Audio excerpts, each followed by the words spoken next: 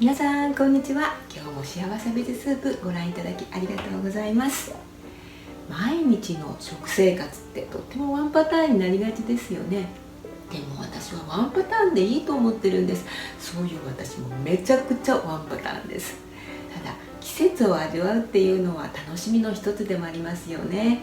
今日は秋の味覚栗を使ってスープを作っていきたいと思います。簡単でとっても美味しいです。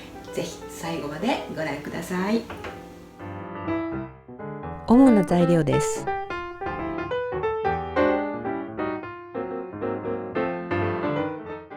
私は栗を剥くときにこの栗剥き用のハサミをよく使います。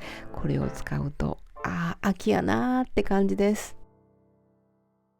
栗の下処理としては半日から一晩かぶる程度の水につけておきます。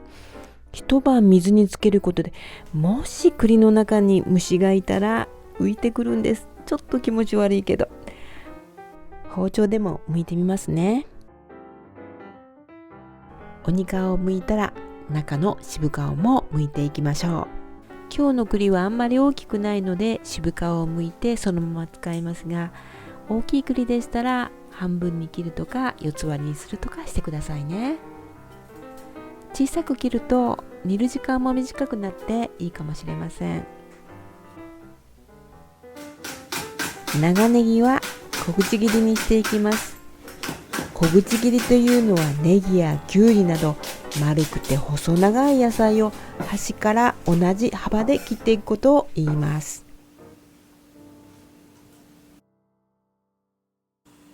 さあ、スープを作っていきましょう。鍋にごま油大さじ1とみじん切りにした生姜を入れて炒めていきます。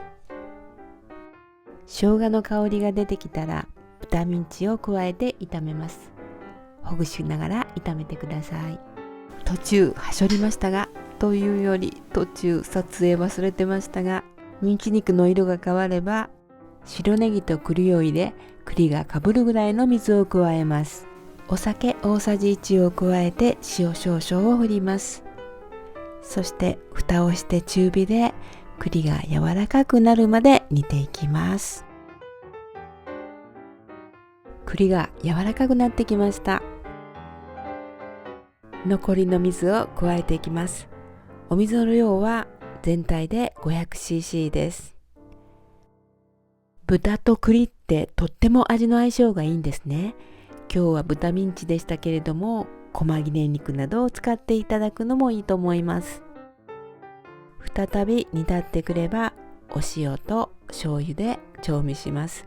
お塩はそうですね、小さじ5分の1程度、醤油は小さじ2分の1程度加えました。そして胡椒をたっぷりと振ります。すると出来上がりです。豚肉からいい出汁が出て栗の甘みが引き立つ本当に簡単で美味しいスープです。ぜひ皆さんも作ってみてくださいね。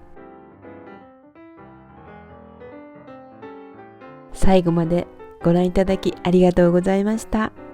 いいなと思ったらチャンネル登録、高評価もよろしくお願いいたします。コメントもお待ちしております。ではまた次回の動画でお会いいたしましょう。